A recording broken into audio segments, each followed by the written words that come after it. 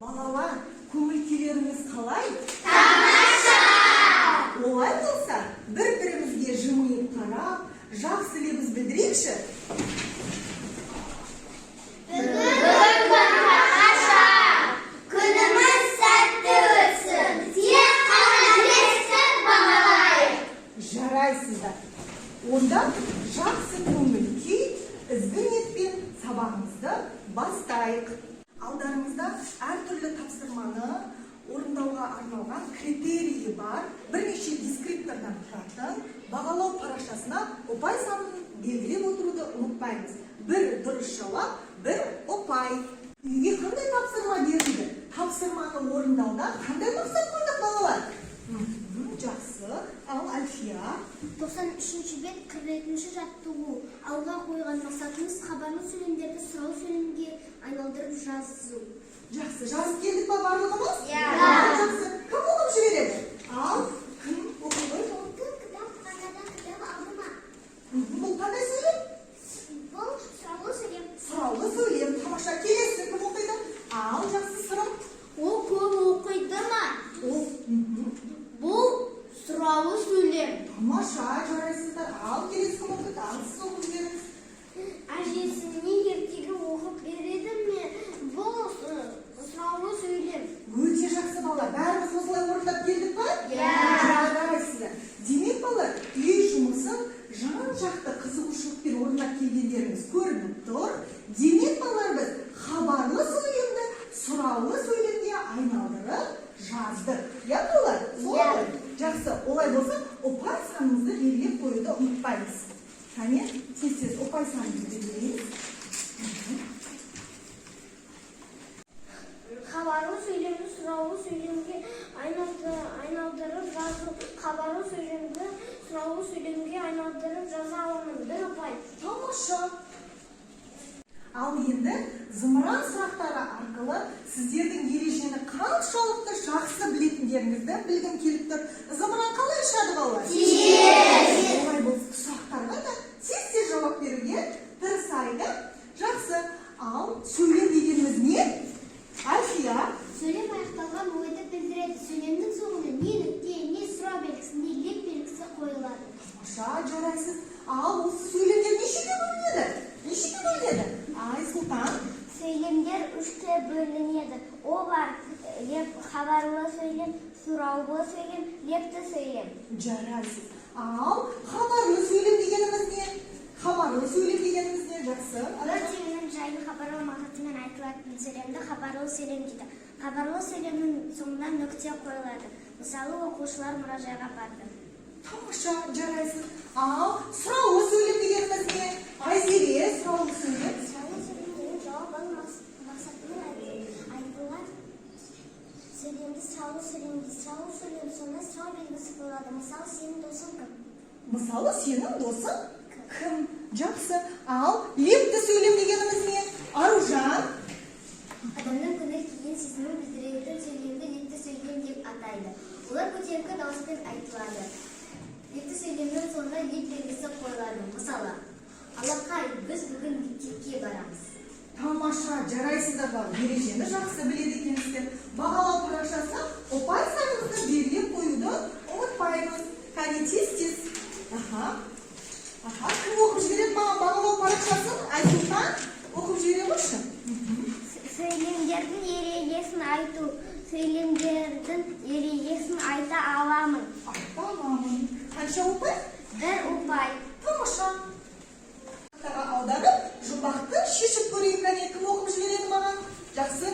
Оқи қой, тез.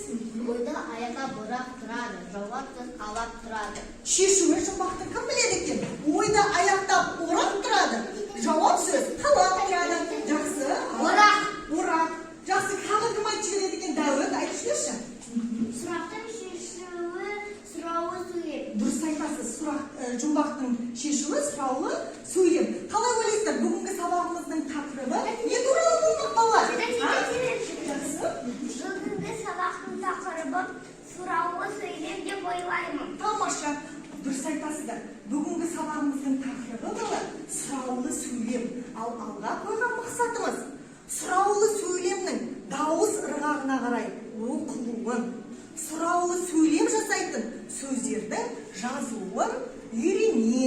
балалар. Оқулықтарыңыздағы 94-ші бетті ашып, 43-ші жаттығуды балалар жүйелі-жорылық әдіс арқылы орындаймыз. Бірінші қатар өлеңді тиісті дауыс ырғағымен билеп тұрып айтасыздар. Екінші қатар хабарлы, сұраулы сөйлемдерді тауып, оқылуын салыстырасыздар. Үшінші қатар өлеңдегі сұраулы мағынаны білдіретін сөзді тауып, шапалақтап тұрып айтамыз. Дайындалуға 1 минут уақыт беремін. Дайындалыңыздар. Бірінші қатардан кім дайын? Кім айтады бірінші қатардан? Жақсы, Аделина, сіз айтып көріңізші. Шегене деген немене, соны білген керемет шамалар азды. Шалғанды бабалар деген шегене. Тамаша, керемет, ол билеп тұрып айтты. Жақсы, екінші қатар сіздерге хабарлы сөйлем мен сұраулы сөйлемді табу болады. Кім тапты хабарлы сөйлемді? Жақсы.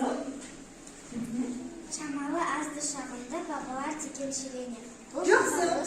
Сұраулы хабарлы сөйлем. Сұраулы сөйлем кәне. Дәуіт. Шегене деген немене, соны білгім келеме. Бұл сұраулы сөйлем. Тамаша. Ал айырмашылығы неде? Салыстырып жіберіңізші екеуін. Аружан? Хабарлы сөйлем? Хабарлы сөйлем жай ақырын дауыспен оқылады. Ал сұраулы сөйлем сұраулық мағынаны білдіретін сөз басқа сөздерге қарағанда көтеріңкі дауыспен оқылады. Сұраулы сөйлем, сөйлемдегі сұраулық мағынаны білдіретін сөз әрқашан көтеріңкі дауыспен айтылады. Ең жақсы үшінші қатар. Сіздерге енді берілген тапсырма? Өлеңдегі сұраулық мағынаны білдіретін сөзді тауып, шапалақтап айту керек. Ал қандай сөз екен сіздерден сұраулық мағынаны білдіретін сөз? Асия. Өлеңдегі сұраулық мағынаны білдіретін сөз немене, келеме.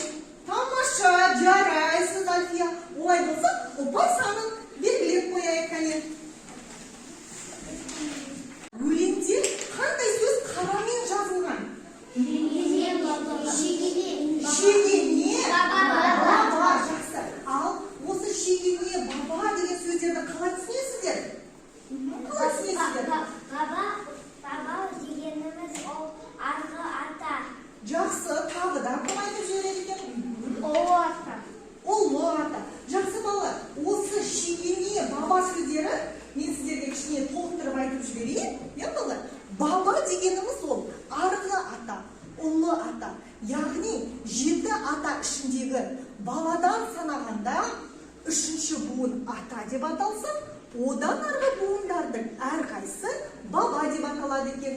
Ал шегене бабаларымыз аз, шағын, шамалы дегенді білдіреді екен. Сөйлем жасайтын маме, бабе, папе шылауларының сөздерге қалай жалғанатынын біліп алайық.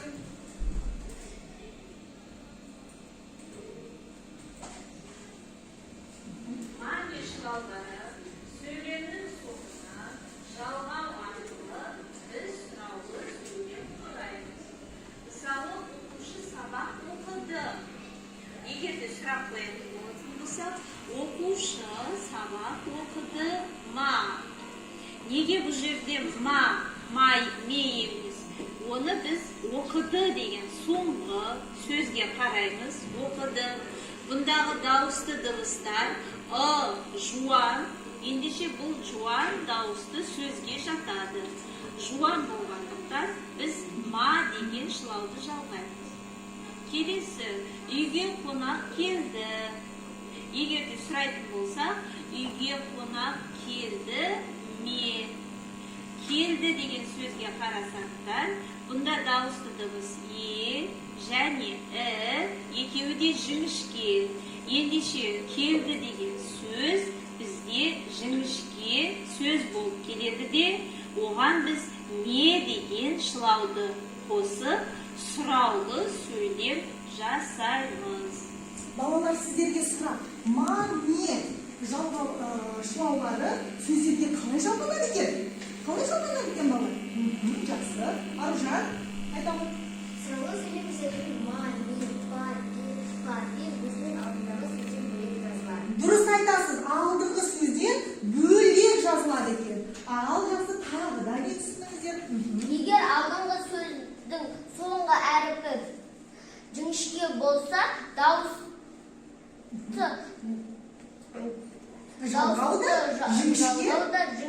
болады. Ал егер соңғы сөздің соңғы әріп Дауысты әріпі дауысты әріпі жуан жуан болса, болса, шылау да жуан болады. тамаша, жарайсыздар балалар. Дәптерімізді ашып, денемізді тік, аяғымызды нық қойып балалар. Бүгінгі күн аяқтын жазып алайық. Қарашаның 25-і сынып жұмысы. Балалар бүгін көркем жазуға Ж дыбысын жазамыз. Ж дыбысын қолымызда алмай көркем жазуға тырысайық. Кәне, Ж дыбысына кім дыбыстық талдау жасап жібереді? Ал, айта қояды.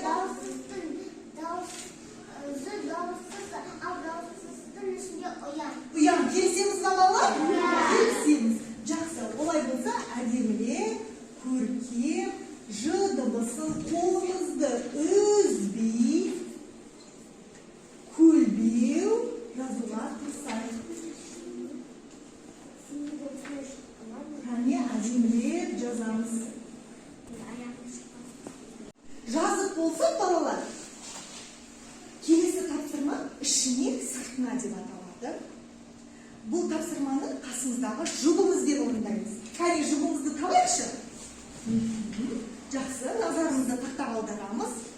Мына суреттерге қарап, сұраулы сөйлем жасайтын маме, бабе, папе шылауларын пайдаланып, бірінші оқушы бір сұраулы сөйлем құрап жазады.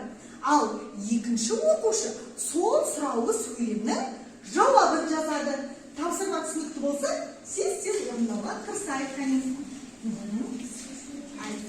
Жұппен орындаймыз. Бір жұп тақтаға шықсыншы балалар. Кәне, бір жұп тақтаға шықсын. Кім шығады балалар? Кім шығады? Ал, Нұрай мен Аружан екеуі шыға ойызы. Жақсы.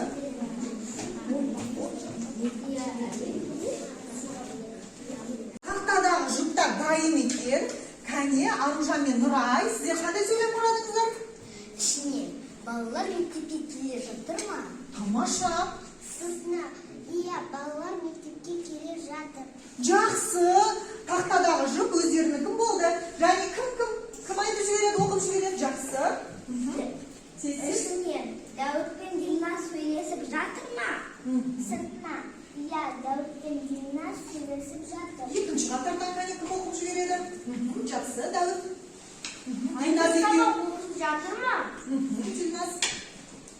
Иә, Айназ сабақ оқып жатыр. Жақсы, бірінші қатар. Жұптарыңыз кәне. Сыртында.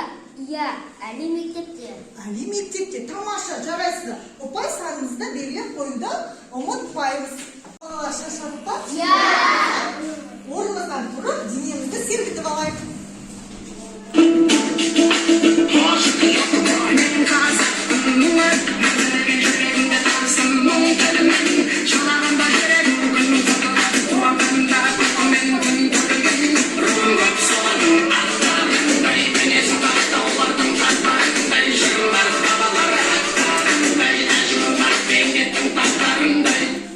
Тапсырма топқа беріледі. Вен диаграммасы арқылы қима қағаздағы сөйлемдердің айырмашылығы мен ұқсастығын және ортақ қасиетін қағаз бетіне түсіресіздер. Кәне, мынау бірінші топ сіздерге. Екінші топ мынау сіздерге. Нәқа хабарын көрген сабақтан кейін. Үшінші топ Кешікпе. сіздерге. Хабарын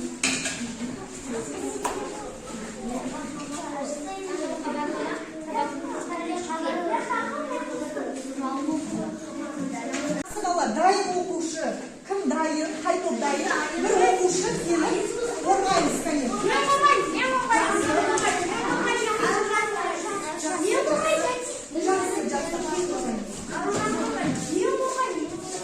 Отырамыз, қалғанымыз отырамыз бала. Тез жапсырамыз. Тез жапсырамыз жұмыстарымызды бала. Тез жапсырыңыздар.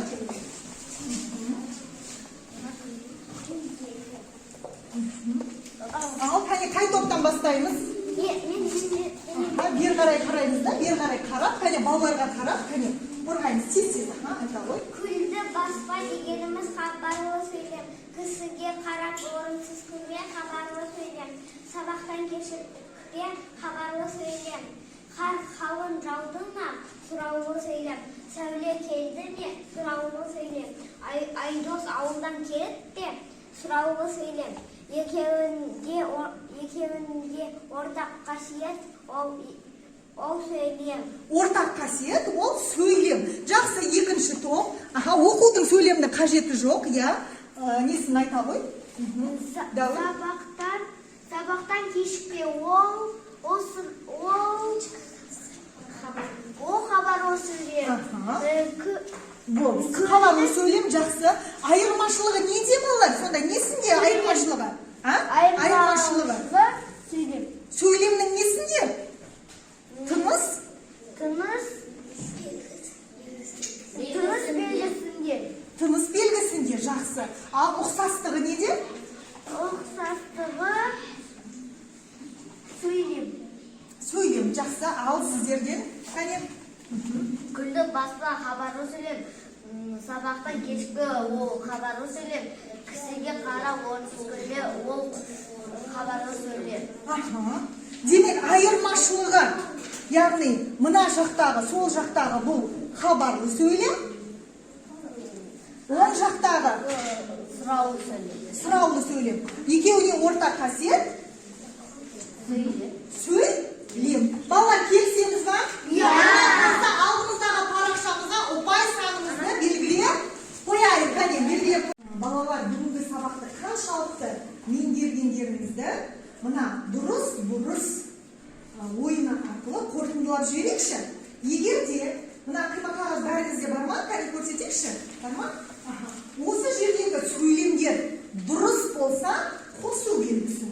Ал бұрыс болса, азайту белгісін тездетіп қане қойып шығайық. Тапсырманы балалар белгілеп болса, кім оқып жібереді? Жақсы, әнші оқып жіберші бірінші сөйлем. Сұраулы сөйлем жауап алу мақсатында айтылады. Дұрыс. Келісеміз ба? Тамаша. Ал екінші сөйлем Дильназ. Маме, папе, сұраулы сөйлем деп бірге жазылады. Келісеміз ба? Келісеміз. Ал келесін кім оқып жібереді үшінші сөйлемді? Оқи ғой. Сұраулы сөйлем соңына сұраулы белгі қойылады. Дұрыс. Ал Айсұлтан. Хабарлы сөйлем көтеріңкі дауыспен оқылады. Бұрыс. Дұрыс балалар, я? Өте жақсы. Олай болатын болса, ұпай санымызды белгілеп қоюды ұмытпаймыз. Балалар, бүгінгі сабақта біз не білдік, не үйрендік? Жақсы, кім айтады? Айсұлтан. Маме, бабе, папе жылаулары сөзден бөлек жазылатын білдік. Жазылатынын білдік, жақсы. Тағы да кім айтады? Баба, шегене сөздерінің мағынасын білдік. Мағынасын білдік, жақсы. Аружар. Хабарлы сөйлемді сұраулы сөйлемге айналдыруды. Олай болса, ұпай санымызды есептеп, жетістік баспалдарына жақсырайық.